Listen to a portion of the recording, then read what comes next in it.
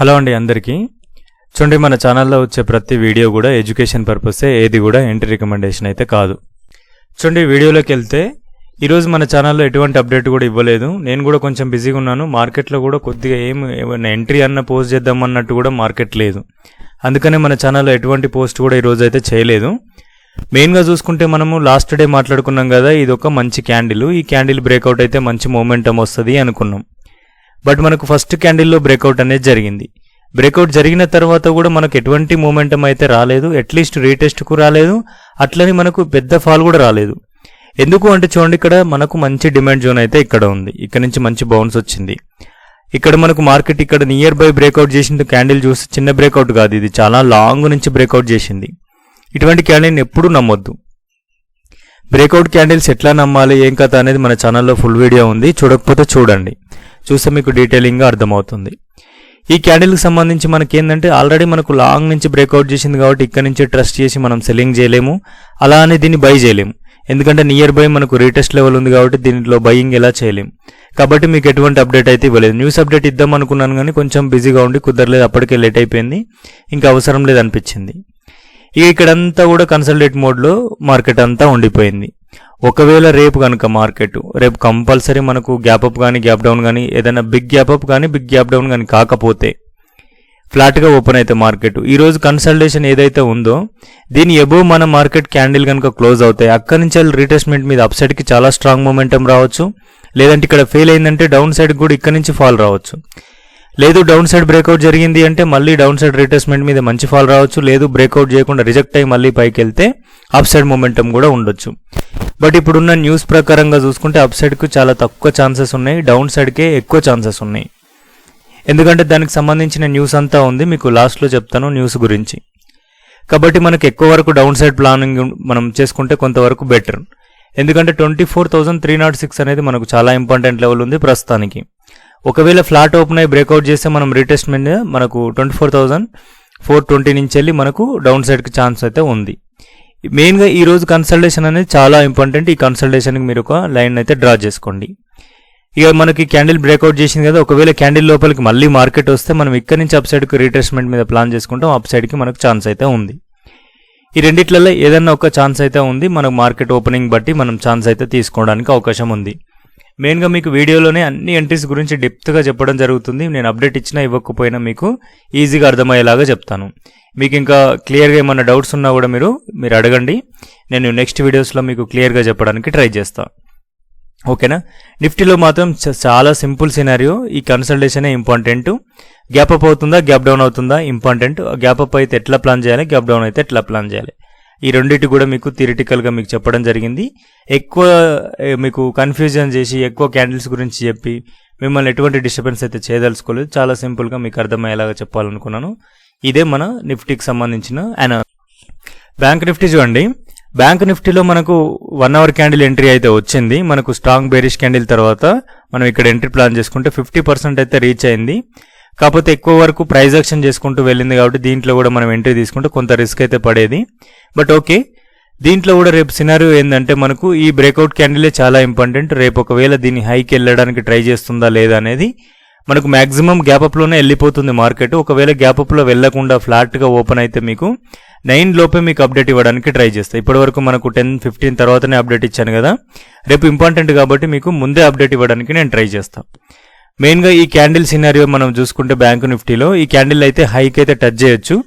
దీని high breakout అయిన వెంటనే మనకు ఒక స్ట్రాంగ్ క్యాండిల్ క్లోజ్ అయితే ఇక్కడ నుంచి షార్టింగ్ అనేది చేసుకునే అవకాశం ఉంటుంది. మనం ఇక్కడ నుంచి ఫాల్ ఎక్స్పెక్ట్ చేయొచ్చు. ఎందుకంటే మనకు ఒక బేరిష్ క్యాండిల్ హైని బ్రేక్ చేయడం కోసం పెద్ద క్యాండిల్ వస్తుంది. ఈ క్యాండిల్ ఖచ్చితంగా మనకు ట్రాప్ చేస్తుంది, మనకు హైయెస్ట్ వాల్యూమ్స్ క్రియేట్ అవుతాయి. కాబట్టి ఇక్కడ నుంచి కొంతవరకన్నా మనకు ఛాన్స్ అంతా డౌన్ సైడ్కి ఉంటుంది.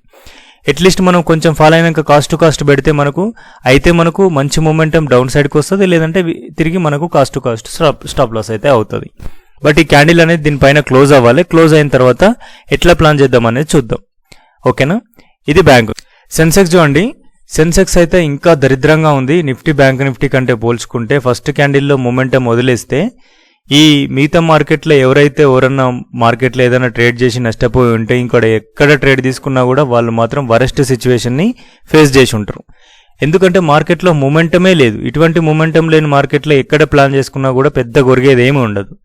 కాబట్టి మీరు జాగ్రత్తగా ప్లాన్ చేసుకోవడానికి ట్రై చేయండి. వీలైతే నేను అప్డేట్స్ ఉంటే ఇస్తాను, అప్డేట్స్ లేకపోతే ఎటువంటి అప్డేట్ కూడా ఇవ్వడానికి ఉండదు. కాబట్టి మీరు కొంచెం జాగ్రత్తగా ఉండడానికి ట్రై చేయండి. సెన్సెక్స్లో వీలైనంత మనం ట్రేడ్ కన్ఫర్మేషన్ ఉంటేనే తీసుకోండి, లేకపోతే లేదు. దీంట్లో రేపు ఒకవేళ మనకు హై బ్రేక్అవుట్ అయింది అనుకోండి, 78,270 బ్రేక్అవుట్ అయితే రీటెస్ట్ మీద ప్లాన్ చేసుకుందాం. ఇక్కడ నుంచి 78,000 మనకు 725 వరకు కూడా ఛాన్స్ అయితే ఉంది. లేదు డౌన్ సైడ్కు మనకు అవకాశాలు ఎక్కువగా ఉన్నాయి కాబట్టి డౌన్ సైడ్ 77,000 మనకు 980కి వచ్చినా కూడా మనం ఇక్కడ నుంచి రీటెస్ట్మెంట్ మీద డౌన్ సైడ్ ప్లాన్ చేసుకోవచ్చు. ఈ మధ్యలో మాత్రం ఆల్రెడీ కన్సల్టేషన్ మోడ్లో ఉంది, కన్సల్టేషన్ మోడ్లో మాత్రం ట్రేడ్స్ అయితే ప్లాన్ చేయొద్దు. ఓకేనా, ఇది సెన్సెక్స్.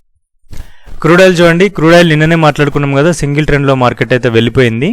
బట్ మనం ఇక్కడ నుంచి కొంచెమన్నా రీటెస్ట్ వస్తే ఇక్కడ నుంచి ప్లాన్ చేసుకుందాం అనుకున్నాం. లేదు ఇక్కడ కూడా ఏమన్నా సెల్లింగ్ వస్తుందా లేదా అనేది కూడా ఆలోచించినాం, బట్ సెల్లింగ్ కూడా రాలేదు. మళ్ళీ దీన్ని కూడా బ్రేక్అవుట్ చేసుకొని పైకి వెళ్ళింది. ఇప్పుడు ఫాలో అవుతుంది, ఫాలోలో కూడా మళ్ళీ రీటెస్ట్ చేసింది. బట్ మార్కెట్లో ఇంకా కూడా క్రూడ్ ఆయిల్ అప్ సైడ్కే ఛాన్స్ ఉంది. ప్రస్తుతానికైతే ఈ లెవెల్ని అయితే మళ్ళీ డౌన్ సైడ్ అయితే బ్రేక్అవుట్ చేసింది. బట్ దీనిపైనకి మళ్ళీ మార్కెట్ వస్తే ఇక్కడ నుంచి అప్ సైడ్ ప్లాన్ చేసుకోవాలి. బట్ ఇది బ్రేక్అవుట్ అయింది కదా అని సెల్ చేయడానికి లేదు. దీంట్లో మనకి ఇంకా కూడా నెగిటివ్ న్యూసే ఉంది, మనకు అనుకున్నంత పాజిటివ్నెస్ అయితే లేదు. ఇక్కడ నుంచి ఏదో పడిపోతుంది అన్నట్టు. కాబట్టి మనం ఇక్కడ నుంచి వెళ్ళి కనుక మళ్ళీ రీటెస్ట్ తీసుకొని పైకి వెళ్తే మనం అప్ సైడ్ ప్లాన్ చేసుకోవడమే బెటర్. మనకి లెవెల్ ఒకటి డ్రా చేసుకోండి, ఇక్కడ నుంచి వెళ్ళి అప్ సైడ్ ప్లాన్ చేసుకుంటే బెటర్.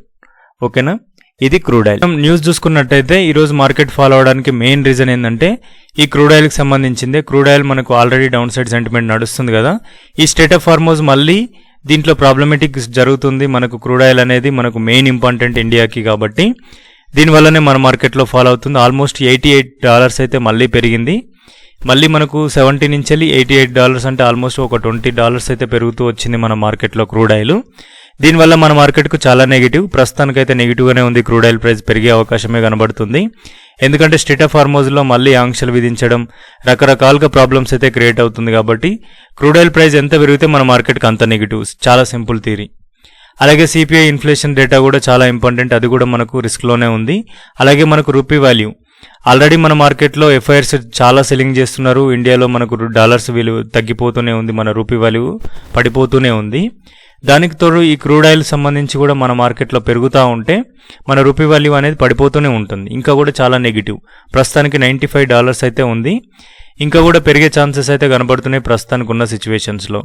ఆల్రెడీ మనకు రిజల్ట్స్ కూడా ఉన్నాయి కదా, కొద్ది గొప్ప పాజిటివ్నెస్ ఉన్నా కూడా ఈ క్రూడ్ ఆయిల్ వల్ల అలాగే ఈ సిపిఐ ఇన్ఫ్లేషన్స్ రూపీ వాల్యూ వల్ల మనకు సెల్లింగ్ ప్రెషర్ అయితే ఎక్కువనే క్రియేట్ అవుతుంది.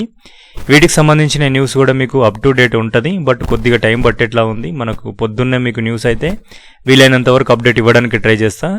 మీకు డిస్క్రిప్షన్లో టెలిగ్రామ్ లింక్ ఉంటుంది, జాయిన్ అవ్వండి.